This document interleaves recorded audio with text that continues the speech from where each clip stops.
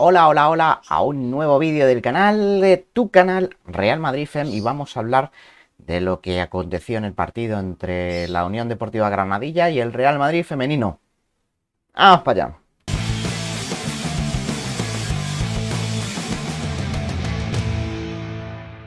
Aquí JJ al habla y para empezar vamos a dar unos pequeños titulares de lo que fue el partido. Lo primero, marcador: Unión Deportiva Granadilla Tenerife 2, Real Madrid 3.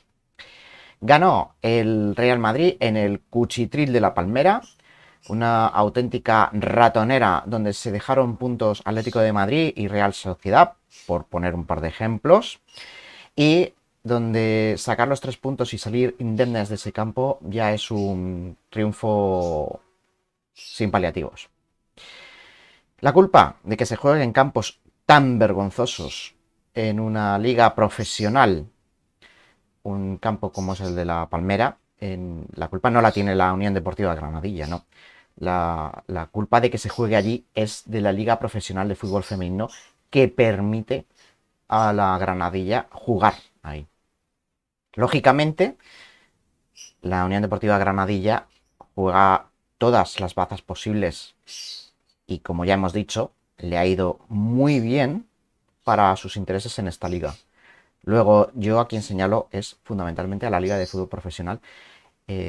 No sé si habéis visto el partido. A veces incluso era complicado saber dónde estaba el balón desde la propia televisión por el efecto que se producía entre el balón, el efecto del campo, el clima, que tampoco era muy proclive a la práctica del fútbol, y había veces incluso que se difuminaba el propio balón ahí en la instancia. Bueno, dicho esto, las intenciones de ambos equipos al comienzo del partido: por ejemplo, para Alberto Toril vimos una esbaba muy, muy alta, en una posición altísima, en línea con la propia Atenea, haciendo una defensa prácticamente de tres, aprovechando la estrechez del campo. Creo que Toril se jugó ahí un poco la salida hacia izquierdas, ¿no? No sé si os acordáis, en la previa hablamos de las fortalezas, bueno, y debilidades de la Granadilla. Dijimos que la fortaleza era banda izquierda, debilidad era banda derecha. Y el Granadilla, ¿cómo intentó contrarrestar el juego del Real Madrid? Bueno, presentó una línea de presión de una jugadora y una segunda línea de presión un tanto sorprendente, para mi gusto, con 5 jugadoras, pero en una sola línea, sin escalonar. Más sorprendente incluso que eso es que no se pudiera o no se supiera atacar ese planteamiento hasta que Esther decidió que no podían seguir las cosas así. Por eso, la intervención de Esther, buscando esa solución, nace el primer gol, un primer gol en el que efectivamente Esther no estaba en posiciones de remate. ¿Por qué? Porque es la que precisamente baja a solucionar todo ese lío. El gol lo mete Weir, viniendo de segunda línea, y tras ese gol se vio que la posición de Sbaba bajaba y veíamos una línea de 4 mucho más clara, ¿no? Eh, como hemos dicho, en la previa hablamos de que la gran fortaleza del Granadilla en ataque era la banda izquierda. eh, estaba claro. Y en el gol del Granadilla, ¿por dónde vino el gol? En un centro en banda izquierda, de su lateral izquierda, donde el balón le pega en la rodilla a Rocío. Una Rocío que ni quita ni pone en la pierna, y al final el balón termina colándose en la portería. Ya en la segunda parte, un balón dentro del área para Atenea, que se pone a regatear y la derriba. Para mí un penalti claro, que Olga lanza con su habitual temple y maestría. Llegó el empate del Granadilla, que se produce en un error de salida de balón, un balón que viene, ¿sabéis de dónde viene ese balón primero? Sí, del lado y la jugadora que dijimos en la previa. Error de salida, ojo, ojo con esos errores en salida o esos errores en el rechace. Y todo parecía que iba encaminado al empate a 2, nuevamente siendo la Palmera una gran baza, la jugadora número 12 para el Granadilla, hasta que Toilet y Weir demostraron lo bien que ven el fútbol. Una llegando desde la línea de medios en segunda línea, rematando de cabeza delante de la guardameta tras una bellísima asistencia de nuestra escocesa favorita.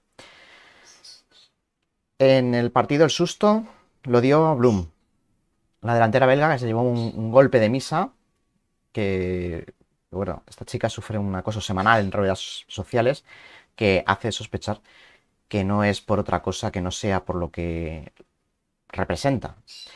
La acción en sí me parece una acción de fútbol, ni mucho menos como la dibujó el entrenador del Granadilla en la rueda de prensa posterior, deslizando que tendría que haber sido roja. Bloom no tiene una ocasión manifiesta de gol, Kathleen está entre medias bloqueando y la acción de Misa es de frente, le viene el balón de frente. Creo que un portero debe protegerse, es el jugador más indefenso porque siempre va con las manos por arriba, no como sus compañeros de campo, que se pueden proteger, ¿vale? Pueden poner las manos. El guardameta, los guardametas siempre suele ser el jugador más indefenso cuando hay un balón aéreo.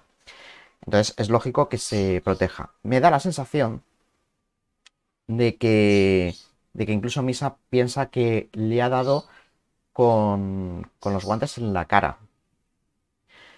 No, a mí me da la sensación de que le da con la rodilla, más bien en la caja torácica, ¿no? Pero yo creo que Misa lo que se piensa es que le ha dado en la cara. Otra de las razones por las que parece que atacan un poco a la actitud de Misa es en la acción posterior, en la poca empatía de acercarse a ver a su compañera de profesión.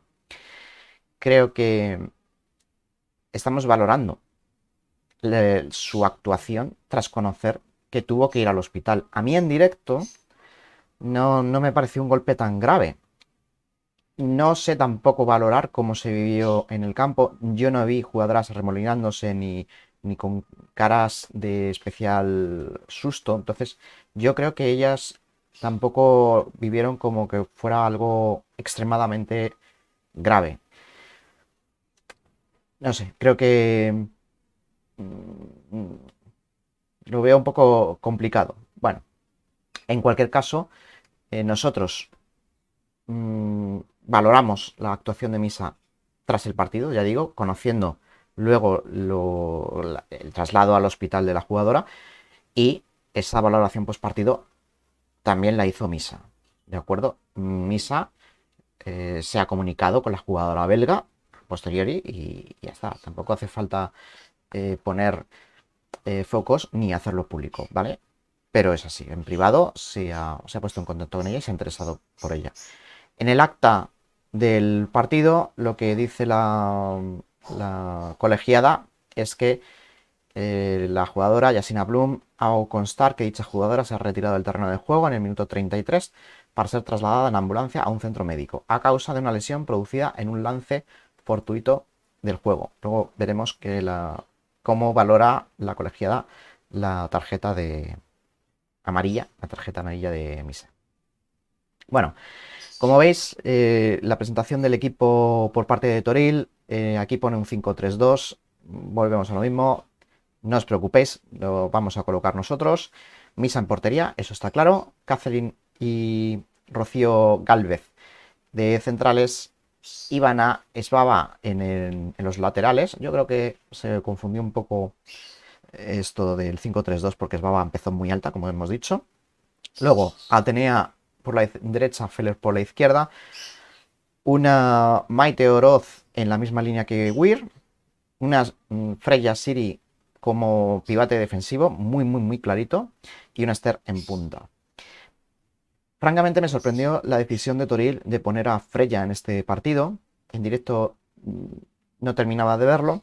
Luego viendo la repetición me lo he explicado un poco mejor. Es curioso porque además los dos entrenadores pensaron lo mismo, ¿no? un campo más bien estrecho, más largo tal vez que estrecho, o por lo menos la intención del partido, como se preveía, es que fuera mucho más largo que ancho. Así que había que cubrir esas segundas jugadas, esos rebotes, perdón, esos balones aéreos, esos botes altos que provoca el campo, ¿no? Un par de botes, por cierto, que dieron. Uno de ellos complicó precisamente a Misa, que salvó Ivana bajo palos, producto del estado del campo y el material por el que está hecho. Entonces, creo que la intención era eso, era cubrir un poco, intentar que las líneas estuvieran más juntas, ¿no? Entre comillas, que fuera el pegamento entre líneas. Sobre los cambios, aquí lo veis, Baba salió del campo, entró Carmona para aprovechar más esa longitud que estamos hablando en banda izquierda, atacar más esa banda derecha débil de la Granadilla. Creo que puso a Esbaba porque creo que es una jugadora de esfuerzo más prolongado que Carmona. Carmona es más eléctrica, ¿no? Siempre lo hemos hablado, es más explosiva y Esbaba es más como una gota malaya, ¿no? Podemos decir. Bueno, Carmona entra en el 56. Bueno, ahí pone Baiti, no sé, es Katie Robles, entró en el 65 por Ivana para cubrirse el lateral derecho. Claudia Zornoza entró en el 65 por Olofsson, igual que Toletti entró por Maite. Si os fijáis, en el 65 hay una práctica revolución en el centro del campo, porque no estábamos teniendo control y tampoco ni teníamos problemas en defensas, ni tampoco estábamos provocando mucho peligro, francamente. Y luego en el 79 entró Naikari García por Feller. Bueno, amonestaciones. Amonestaciones, os lo pongo también en pantalla para que lo podáis ver. Minuto 33, la jugadora María Isabel Rodríguez Rivero fue amonestada por el siguiente motivo: derribar a un contrario de forma temeraria en la disputa de un balón. Aquí considera la colegiada que la acción de Misa es una acción de juego en una disputa de un balón. Es decir, no hay intención de lesionar ni intención de hacer daño. En el minuto 53, el jugador es Baba, fue amonestado por el siguiente motivo: botar un balón con fuerza contra el suelo, en señal de disconformidad con una decisión mía. Así que ya sabe Sofía que tiene que lidiar con su frustración de otra manera. No puede pegar botes de forma fuerte. Aquí tenéis el mapa de calor de la primera parte. Fijaros que os lo he puesto porque tradicionalmente os estoy poniendo estos mapas de calor, pero lo que me pedía el cuerpo, francamente, era, era haberos puesto el de Esther. Creo que lo voy a poner en el directo del lunes para que veáis el juego de Esther, que fue muy subterráneo, digamos, no fue muy llamativo, pero creo que fue bastante importante su juego. Bueno, este es el mapa de color de primera parte, como veis, bastante repartido.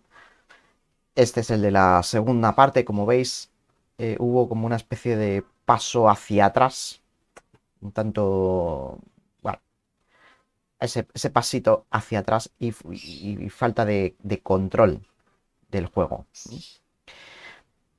En mapa de posesión estaba claro que el Real Madrid iba a superar al Granadilla por el tipo de juego, el estilo que imprimen los dos equipos. No creo que a la Granadilla este número le preocupe.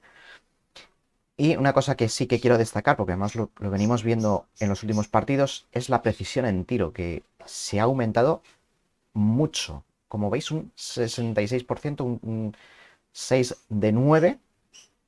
Tened en cuenta que también hay tiros bloqueados, ¿vale?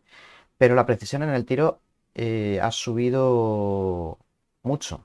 Sobre el resumen general del partido, creo que fuimos sobre todo un equipo sólido. A mí lo que menos me gustó de todo fueron los últimos 10 minutos, donde intentamos tirar de oficio y sin embargo eh, esos últimos 10 minutos se nos descontrolaron.